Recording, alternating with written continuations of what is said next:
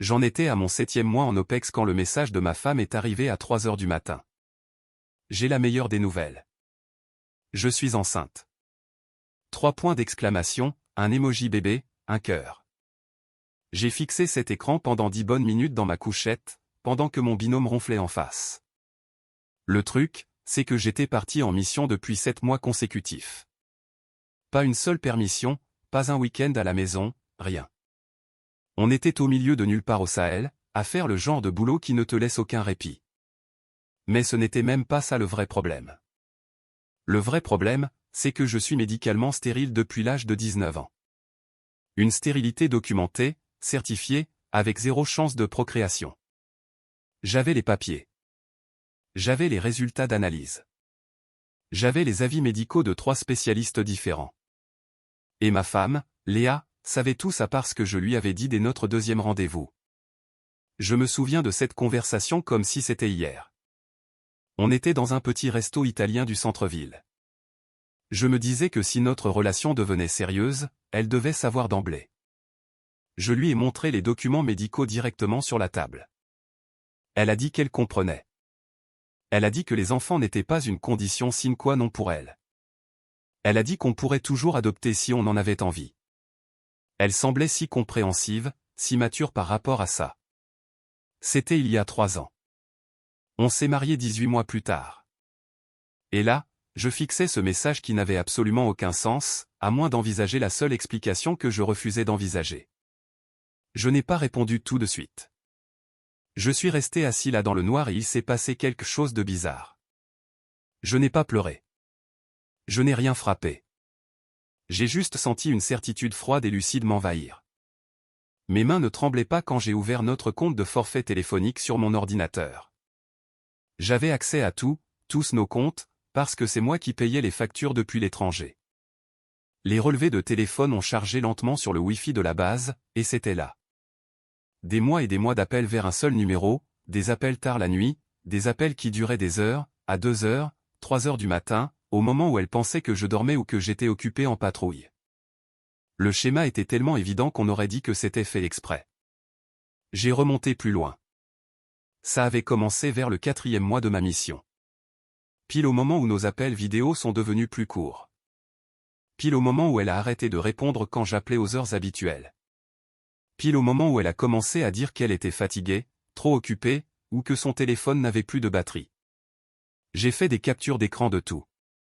Ensuite, j'ai ouvert notre compte bancaire. On avait un compte joint où ma solde militaire était versée et elle avait une carte pour les dépenses du quotidien. J'ai épluché chaque transaction des 7 derniers mois. Il y avait des frais que je ne reconnaissais pas. Un hôtel à 2 heures de chez nous. Des dîners coûteux dans des endroits où nous n'étions jamais allés ensemble.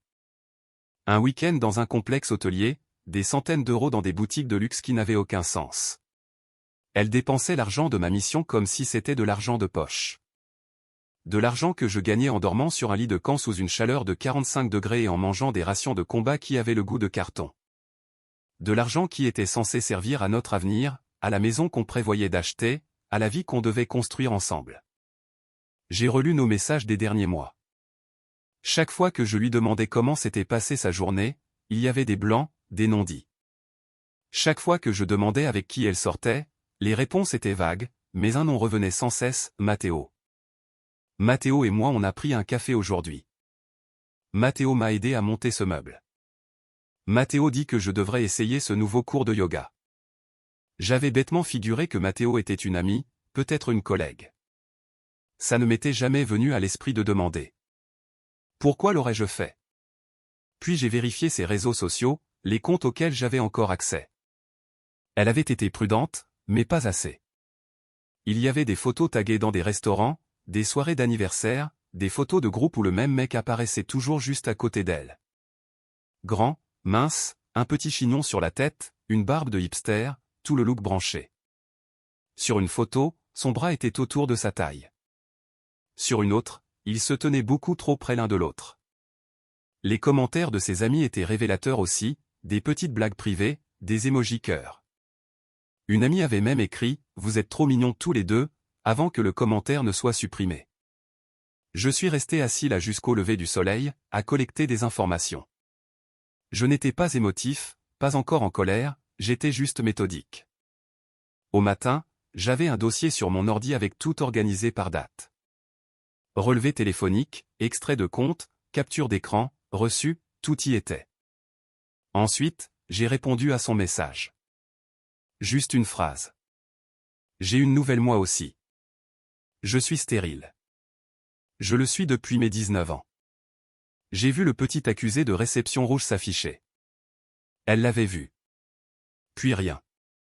1 heure est passée. 2 heures. 3 heures. Toute ma garde s'est écoulée et elle n'a pas répondu. À la 6e heure, je savais qu'elle paniquait, qu'elle essayait de trouver quoi dire, appelant probablement ce fameux Matteo, peut-être même sa mère. Le silence me disait tout ce que j'avais besoin de savoir. Une personne innocente aurait appelé immédiatement, confuse, inquiète, demandant ce que je voulais dire. Une personne coupable se tait le temps de fabriquer le mensonge parfait. Quand elle a fini par répondre, c'était juste « Est-ce qu'on peut se parler ? Appelle-moi s'il te plaît. » Mais j'en avais fini de parler. Je voulais voir ce que je pouvais trouver d'autre d'abord. Je suis allé au foyer de la base et j'ai acheté une carte d'appel internationale. Ensuite, j'ai appelé le propriétaire de notre appartement depuis une ligne masquée. Je lui ai demandé nonchalamment si tout allait bien avec le logement, s'il avait vu ma femme ces derniers temps. Il a mentionné qu'il avait remarqué une voiture garée toute la nuit à plusieurs reprises, différentes de la nôtre. Il voulait juste s'assurer que ce n'était pas un squatteur ou un problème. Je lui ai dit, aucun problème, merci de l'avoir mentionné. Clic. Une autre pièce du puzzle. J'ai appelé notre fournisseur Internet ensuite. J'ai demandé l'historique des connexions sur notre réseau domestique. Il a fallu insister un peu, mais ils ont fini par m'envoyer une liste. 2 appareils se connectaient régulièrement. Le sien et le mien. Mais attendez, le mien était avec moi en mission. L'ordinateur portable que j'avais laissé à la maison n'avait pas été allumé depuis des mois, d'après les relevés système. Alors, quel appareil se connectait avec mon profil ? Quelqu'un était dans mon appartement, utilisait mes identifiants, s'asseyait probablement sur mon canapé, dormait peut-être même dans mon lit. La rage a commencé à monter à ce moment-là, mais je l'ai gardé sous contrôle. J'avais été formé pour agir sous pression, pour réfléchir clairement quand tout devient chaotique. C'était juste une autre mission, juste un autre problème qui nécessitait une solution systématique. J'ai commencé à tenir un journal, notant chaque détail, chaque heure, chaque montant en euros. Mon sergent-chef a remarqué que j'étais distrait et m'a pris à part. Il m'a demandé si tout allait bien au pays. Je lui ai dit que j'aurais peut-être besoin d'une permission exceptionnelle prochainement pour une situation familiale urgente. Il m'a dit de le tenir au courant et qu'il ferait passer les papiers en priorité. C'était un bon gars. Je n'ai toujours pas pleuré. Cette nuit-là, je l'ai enfin appelée. Elle a décroché à la première sonnerie, la voix tremblante et en pleurs, se lançant immédiatement dans une histoire de miracle, racontant que les médecins peuvent se tromper. Qu'elle avait lu des témoignages sur des forums d'hommes à qui on avait dit qu'ils étaient stériles mais qui avaient eu des enfants biologiques contre toute attente. Elle répétait sans cesse, « C'est ton bébé. Ça ne peut être que le tien. » Je n'ai été avec personne d'autre. Encore et encore, comme un texte qu'elle avait appris par cœur. Je l'ai laissé s'épuiser. Puis j'ai posé une question simple. C'est quoi le nom de famille de Matteo ? Le silence à l'autre bout du fil a été assourdissant. On pouvait entendre sa respiration se couper net. C'est là que j'ai su avec une certitude absolue. Pas des soupçons, pas des inquiétudes, mais la certitude que ma femme, la femme que j'avais épousée, celle en qui j'avais placé toute ma confiance, m'avait trompé pendant que j'étais au service de la nation à l'autre bout du monde. Qu'elle était tombée enceinte d'un autre et qu'elle avait réellement pensé pouvoir me le faire croire. La trahison était si totale que ça semblait presque irréel, comme si je regardais un film arriver à quelqu'un d'autre. Elle s'est mise à pleurer alors. De vrais pleurs cette fois, pas le cinéma d'avant. Elle a commencé à gémir mon nom. À dire s'il te plaît. À dire qu'elle pouvait expliquer, mais il n'y avait rien à expliquer. Le calcul était simple. J'étais parti depuis 7 mois. Elle était enceinte. J'étais stérile. Tout le reste n'était que du vent. Je lui ai dit que je serais en contact via un avocat et j'ai raccroché. Puis je l'ai bloqué. Bloqué sur toutes les plateformes. Bloqué toute sa famille. J'ai tout coupé d'un coup sec. Mon binôme est revenu dans la chambre et m'a trouvé assis dans le noir. Il m'a demandé si ça allait. Je lui ai dit que mon mariage était terminé. Il a proposé de me payer une bière dès qu'on serait de repos. Parfois, c'est tout ce qu'on peut faire. Juste rester là avec quelqu'un pendant que son monde s'effondre. Il me restait 4 mois de mission. 4 mois pour planifier exactement comment tout cela allait se terminer, parce que ce n'était plus seulement une question de divorce. Il s'agissait de s'assurer que tout le monde sache exactement ce qui s'était passé.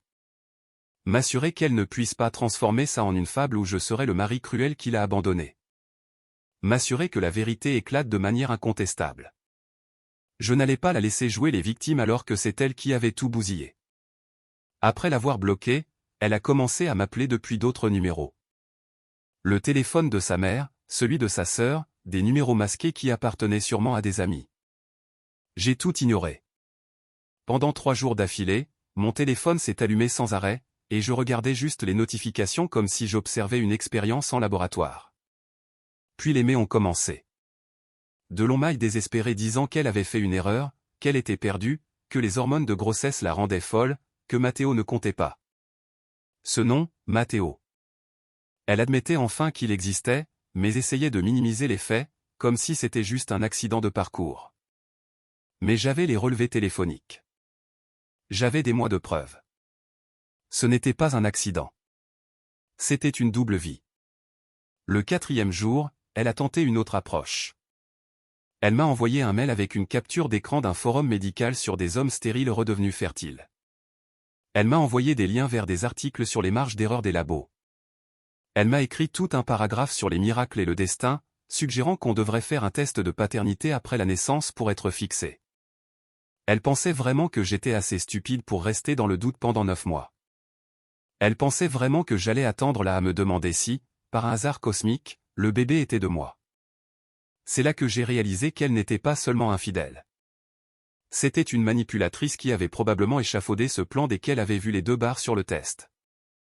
Je suis allé voir mon capitaine et j'ai demandé ma permission exceptionnelle. Je lui ai expliqué que j'avais une crise familiale majeure qui exigeait ma présence immédiate. Il m'a regardé longuement et je pense qu'il a compris la gravité de la situation car il l'a accordé en moins de 2 heures. Il s'est avéré que ma femme avait envoyé des messages sur les groupes Facebook des familles de l'unité, se peignant en épouse enceinte et délaissée dont le mari refusait de rentrer. Elle préparait son terrain. Mon capitaine l'avait remarqué. Il savait que quelque chose clochait. La paperasse est passée en un temps record et j'avais mon vol pour la France réservé le soir même. Voici le détail important, j'avais bien compté les mois. Elle m'avait annoncé sa grossesse alors qu'elle en était à environ 2 mois. 3 semaines avaient passé depuis. Elle était donc à environ 10 ou 11 semaines. Les baby showers ont généralement lieu vers le 7e mois. J'avais du temps. Du temps pour la laisser croire qu'elle avait réussi son coup. Du temps pour la laisser organiser cette fête, inviter tout le cercle familial et bâtir son mensonge. Du temps pour la laisser creuser sa propre tombe sociale. Je n'ai donc dit à personne que je rentrais. Ni à elle, ni à ses parents, personne. J'ai commencé mes préparatifs en toute discrétion. Ma première étape une fois au pays a été le cabinet de mon avocat. Je lui avais déjà transmis les fichiers, mais il devait authentifier les documents physiques, mon dossier médical, les 3 certificats de stérilité. Azoospermie complète, irréversible. Il a tout photocopié, a classé ça dans un dossier rigide et m'a dit que c'était le dossier le plus flagrant qu'il ait jamais traité. Les divorces dans l'armée peuvent être longs, m'a-t-il dit, mais là, ça irait vite, peut-être 5 ou 6 mois. Ensuite, direction la banque. J'ai récupéré tous les relevés du compte joint sur l'année, j'ai tout imprimé et j'ai surligné au fluo chaque dépense suspecte. Les hôtels, les restos, les escapades, les retraits suspects en liquide. Des milliers d'euros de ma solde militaire dépensés pour financer son amant. Mon avocat a précisé que cela pèserait lourd dans la balance. Les juges n'aiment pas du tout les épouses qui siphonnent les comptes pendant que le mari est en mission extérieure. Je suis passé devant notre immeuble, mais je ne me suis pas arrêté. Je ne voulais pas qu'elle sache que j'étais là. J'ai pris une chambre d'hôtel sous un autre nom et j'ai attendu. Je surveillais ses réseaux sociaux quotidiennement. Je la voyais poster des mises à jour sur sa grossesse. Je voyais les amis féliciter. Je voyais sa mère partager des posts sur son futur rôle de grand-mère. Ils étaient tous si radieux, et aucun d'eux ne se doutait de rien. Environ 4 mois ont passé. Je suis retourné brièvement sur base pour finir mon contrat et mettre mes affaires en ordre. Le jour où j'ai officiellement terminé ma mission, j'ai checké son Instagram. C'était là. L'annonce de la baby shower, thème bleu et rose. Chez ses parents, dans 2 semaines. Elle en était à 7 mois, le ventre bien arrondi. Ses photos la montraient en robe de maternité, la main posée sur le ventre, un sourire parfait. Les commentaires étaient pleins de gens impatients de voir le petit, demandant si je serais là, espérant que l'armée me lâcherait un peu. Elle avait répondu à l'un d'eux, il fait son possible, mais l'institution est si rigide, avec un emoji en pleurs. Toujours dans son rôle. Toujours dans le mensonge. J'ai appelé sa mère depuis un numéro inconnu. Je lui ai dit que je rentrais juste de mission et que je voulais faire une surprise générale à la baby shower. Je lui ai demandé de garder le secret absolu. Sa mère était aux anges. Elle a dit que ce serait le plus beau cadeau pour ma femme. Elle a ajouté qu'ils avaient eu tellement peur que je ne sois pas là pour l'événement. J'avais un peu de remords à leur mentir à eux, mais ils devaient voir la vérité en face, avec les preuves, pas à travers le filtre déformant de leur fille. Le jour de la fête, j'ai revêtu mon uniforme de cérémonie, avec toutes mes décorations, mes galons, chaque détail impeccable. Si je devais faire éclater la vérité, j'allais rappeler à tout le monde qui j'étais et ce que je faisais pendant qu'elle piétinait notre mariage. Je suis arrivé devant chez ses parents exactement 30 minutes après le début. La rue était pleine de voitures. On entendait de la musique et des éclats de rire. Des ballons partout.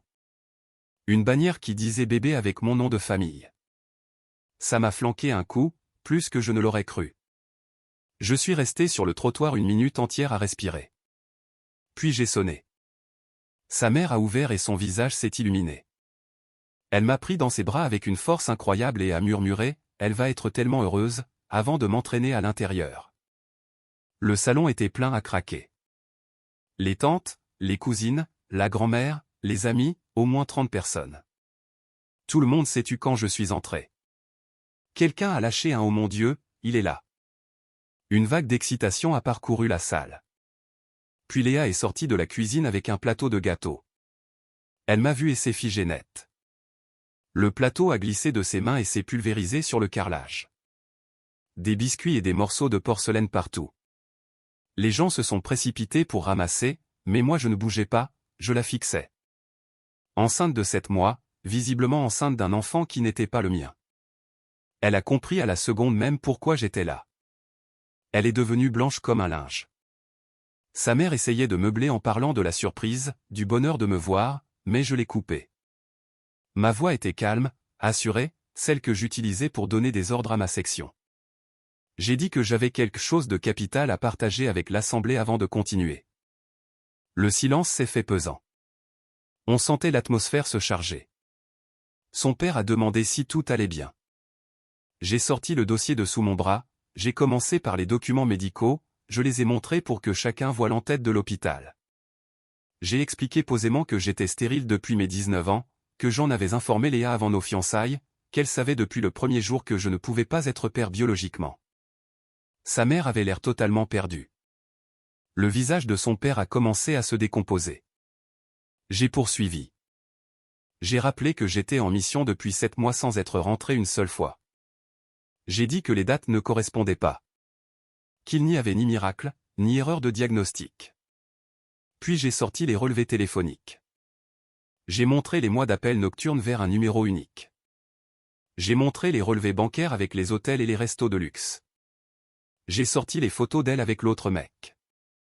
J'ai tout étalé sur la table basse comme si c'était un dossier à charge dans un tribunal. La pièce était plongée dans un silence de cathédrale, interrompu seulement par quelqu'un qui sanglotait dans un coin. Sa grand-mère s'est levée et a quitté la maison sans un mot. Son père s'est effondré sur le canapé, la tête entre les mains. Sa mère secouait la tête en boucle, disant non, non, non, comme pour nier la réalité. Léa a tenté de balbutier quelque chose, que ce n'était pas ce que je croyais, que je gâchais tout, comment pouvais-je lui faire ça ici? Mais sa voix s'est étranglée parce qu'il n'y avait rien à dire face aux faits. Sa propre sœur a demandé qui était Matteo. Je leur ai dit. Un serveur de 23 ans dans un café du centre. Je leur ai dit qu'elle finançait leur petite liaison avec ma solde pendant que j'étais dans la poussière. Une tante a commencé à prendre ses affaires pour partir. Puis une autre. En 5 minutes, la moitié des invités avaient déguerpi. Ceux qui restaient dévisageaient ma femme comme une étrangère. Sa meilleure amie, celle qui l'avait aidé à tout organiser, la regardait avec dégoût en lui disant « Comment as-tu pu lui faire ça ?» avant de sortir à son tour. C'était terminé. Le salon s'est vidé. Son père s'est redressé et lui a ordonné de sortir de sa maison. Sur le champ. Sors de chez moi. Sa mère pleurait trop pour parler. J'ai regardé Léa une dernière fois. 7 mois de grossesse, des larmes plein les joues, son monde en ruine. Je lui ai dit que mon avocat s'occuperait du reste. Je lui ai dit qu'elle pouvait garder tout ce qu'elle voulait dans l'appartement parce que je ne voulais plus rien avoir en commun avec elle. Puis j'ai lâché la phrase que je préparais, je t'ai tout donné. Ma confiance, mon fric, mon avenir. Tu as choisi un gamin de 23 ans payé au lance-pierre. J'espère que ça en valait la peine. Je me suis détourné et je suis sorti. Je l'entendais hurler derrière moi. J'entendais son père crier sa colère. J'entendais sa mère demander comment elle avait pu tomber si bas. Mais je n'ai pas regardé en arrière. Je suis monté dans ma voiture et j'ai tracé, loin de cette maison, loin de cette villa.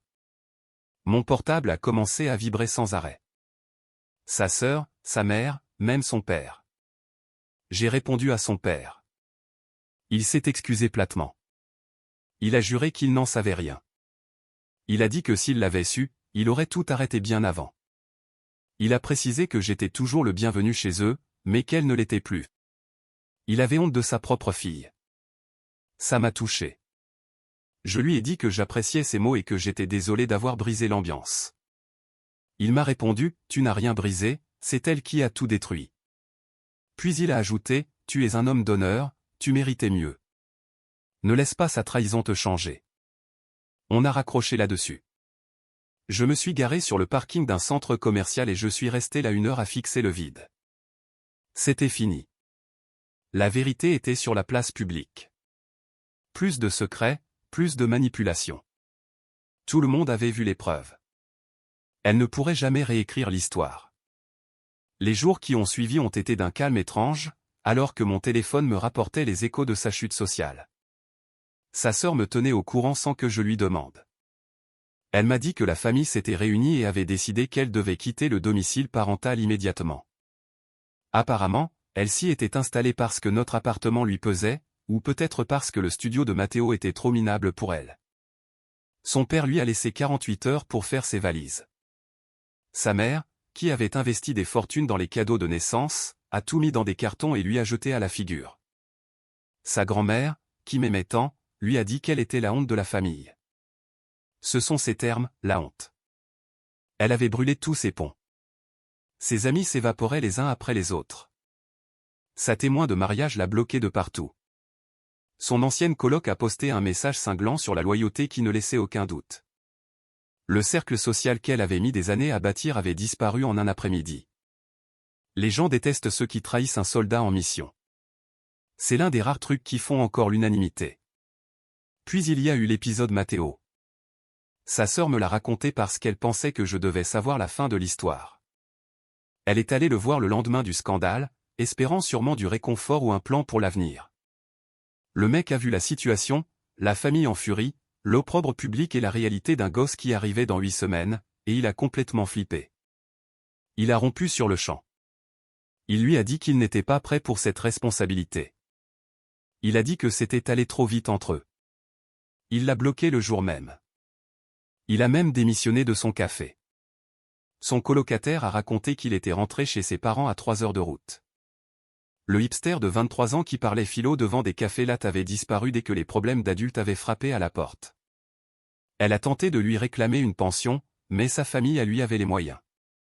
Ils ont pris des ténors du barreau, exigé des tests ADN et prévenu qu'ils se battraient pour ne payer que le strict minimum légal. Elle est passée d'un mari avec un salaire stable de l'armée et une sécurité totale à un serveur en fuite qui ne voulait rien savoir d'elle. C'était presque poétique. Elle a essayé de revenir une fois à l'appartement. Le propriétaire m'a appelé car elle tapait à la porte en hurlant que c'était chez elle. J'ai dit au proprio qu'elle pouvait prendre ses fringues sous surveillance mais qu'elle ne remettrait plus les pieds dedans. J'avais payé le loyer d'avance pour clore le dossier. Il a compris, son propre frère ayant vécu la même chose. Quand elle est enfin entrée avec sa sœur pour ses cartons, elle a apparemment fait une crise de nerfs en voyant les meubles de bébé que j'avais payés, le berceau, les petits habits, les livres. Tout était là, pour un futur qui n'existait plus. Sa sœur a tout dégagé et elles sont parties. Je ne sais pas ce que c'est devenu. Mon avocat a géré le divorce en un temps record. On avait toutes les preuves, elle n'a rien contesté.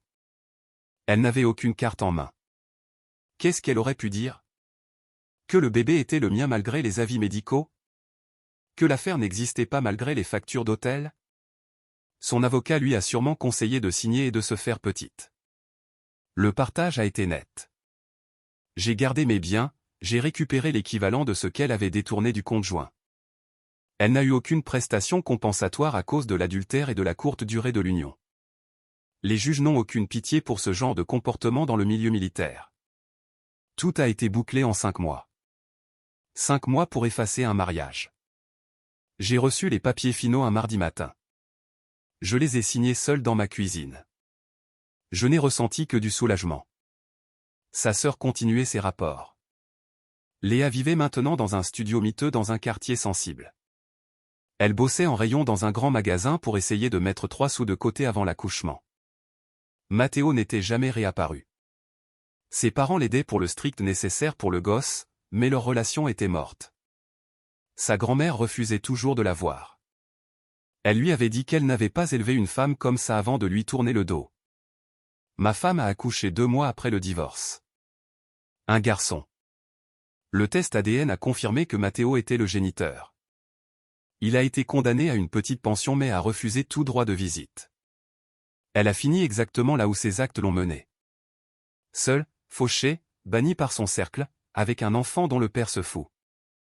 Tout ça parce qu'elle n'a pas pu attendre 7 mois. De mon côté, j'ai eu du galon 6 mois après. Mon commandant m'a proposé une promotion que j'ai acceptée. Je me suis plongé dans le boulot. Je me suis mis à fond au sport. J'ai vu le psy de la base sérieusement, pour évacuer la rage et le sentiment d'avoir été un pigeon. Ça a pris du temps, mais j'ai fini par me dire que j'avais eu de la chance. Mieux valait savoir après 2 ans qu'après 10 ans avec un gosse sur les bras. Mieux vaut l'avoir su avant d'acheter la baraque de nos rêves. La douleur était là, mais le timing aurait pu être bien plus destructeur. J'ai commencé à voir les signes que j'avais ignorés. J'ai compris que certaines personnes sont des professionnels de l'apparence. Ce n'était pas ma faute. J'ai été droit, honnête. J'ai fait mon devoir. C'est elle qui a échoué, pas moi. Ses parents m'ont envoyé une carte à Noël, 8 mois plus tard. Ils disaient qu'ils me considéraient toujours comme leur fils de cœur. Ils s'excusaient encore. Ils disaient que je méritais mieux. J'ai gardé cette carte dans ma boîte avec les papiers du divorce. Un rappel que l'intégrité existe, même si elle n'est pas héréditaire. Je n'ai jamais répondu à Léa. Elle a tenté des messages par des tiers, des lettres de regret. Mon binôme m'a demandé si je voulais les lire. J'ai dit, direct à la poubelle. Rien ne peut racheter ce qu'elle a fait. Certaines portes se ferment pour toujours. Je vais bien aujourd'hui. Très bien, même. J'ai grimpé les échelons, j'ai des potes en or. Ma propre famille m'a avoué qu'ils ne la sentaient pas depuis le début mais qu'ils respectaient mon choix. Ils avaient l'œil. Je ne suis plus aigri. Je suis juste plus lucide, moins naïf. J'ai appris quel genre d'homme je voulais être et quel genre de personne je ne voulais plus fréquenter. C'est une leçon qui coûte cher, mais elle est apprise. Est-ce que je me remarierai? Peut-être, mais pas tout de suite. Est-ce que je donnerai ma confiance aussi vite? Sûrement pas. Mais c'est plus sain comme ça. La confiance, ça se mérite. Des gens m'ont demandé si c'était pas trop trash de faire ça à la baby shower. Peut-être. Mais elle allait mentir à tout le monde, Laisser sa famille se ruiner pour fêter un mensonge. Elle allait salir mon nom en jouant les martyrs. Je n'ai pas laissé faire. J'ai apporté les faits. Ce n'est pas de la méchanceté, c'est de la vérité. Et parfois, la vérité, ça décape.